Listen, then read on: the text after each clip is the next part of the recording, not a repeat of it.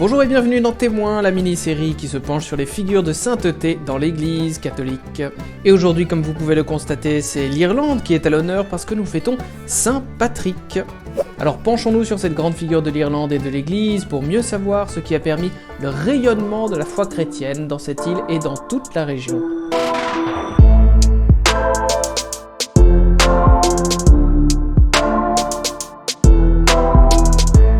Alors qui était Patrick, ou Padraig comme on dit en langue irlandaise? Ce grand personnage est entouré d'une multitude de légendes, donc on ne sait pas toujours bien distinguer ce qui est vrai de ce qui est faux. Cependant, de ce que l'on sait, Patrick est né vers 386 en Grande-Bretagne. Son père, Calpurnius, était membre de la petite colonie romaine qui était sur place, et il était plus particulièrement collecteur d'impôts. Alors d'abord, s'appelait-il vraiment Patrick? On dit parfois que son nom un peu celtique aurait été Maewin Sucat. Mais il avait aussi un autre nom, un nom romain bien sûr, puisqu'il n'appartenait pas à la classe la plus pauvre des citoyens romains, et ce nom aurait été Magonus Sucatus Patricus. Ce qui revient souvent, c'est que vers l'an 405, Patrick a été vendu à des pirates, probablement du nord, écossais ou bien pictes, et sa famille aurait été peut-être massacrée à cette occasion. Pendant 6 ans, il sera en captivité avec eux en Irlande, et c'est là qu'il va découvrir ou redécouvrir la foi qu'il avait longuement délaissée dans sa jeunesse. Vers l'âge de 22 ans, il réussit cependant à s'enfuir en regagnant l'île principale, avant de partir en France pour sa formation où il va rester un grand nombre d'années, même si on ne sait pas exactement combien. On dit qu'il va à l'île de l'Érins peut-être, ou ailleurs dans le sud, ou bien en Bretagne. En tout cas, il va parfaire sa formation théologique et finir par être ordonné prêtre, puis évêque.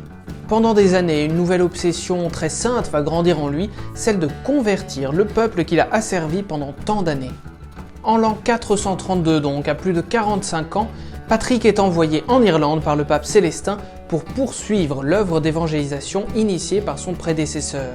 Ce dernier, Palladius, avait été envoyé en Irlande par le même pape pour pouvoir précisément lutter contre l'hérésie pélagienne, qui consiste à dire, pour faire simple, que l'homme n'a pas vraiment besoin de la grâce de Dieu pour se sauver, mais qu'il peut se sauver lui-même par la seule force de sa volonté. Là où Palladius sera en échec, Patrick, lui, au contraire, va multiplier les victoires dans l'île. Il va arpenter chacune de ses vallées, chacune de ses montagnes, pendant des décennies pour y prêcher la bonne nouvelle, pour rencontrer les notables, les rois, les puissants, les druides bien sûr, et pour discuter avec eux, parfois de façon assez polémique. Les différentes assemblées annuelles ne se font jamais sans lui, et progressivement les gens vont se convertir, en commençant par les puissants et les princes. Il va fonder de nombreux monastères, de nombreuses écoles, de nombreux diocèses, et il va lentement tisser le paysage catholique irlandais pour des siècles. Ce qui est très intéressant avec Saint Patrick, c'est aussi que tout ce qu'il va fonder, les nombreux monastères, vont permettre notamment de mettre par écrit et de conserver toute la culture celtique qui le précédait. Celle-ci va être intégrée et christianisée progressivement, respectée mais transformée. Et grâce à leur travail, nous allons pouvoir conserver aujourd'hui tout ce qui concerne cette période, les grandes épopées, la législation, la musique et l'art bien sûr, l'histoire, la généalogie.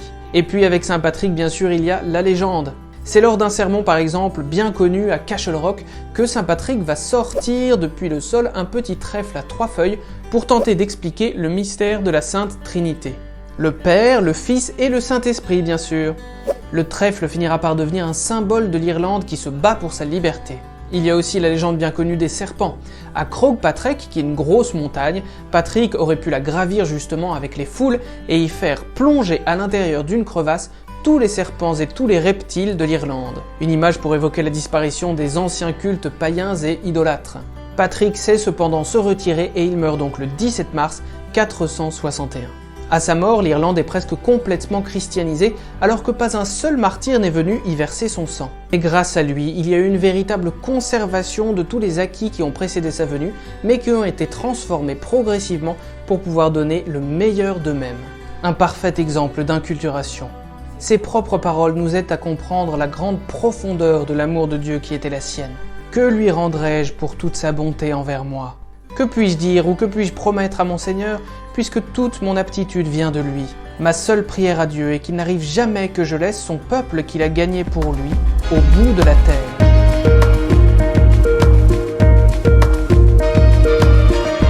Merci d'avoir exploré la figure de Saint Patrick avec nous, n'hésitez pas à rester connecté, suivez-nous et surtout demeurez dans la prière.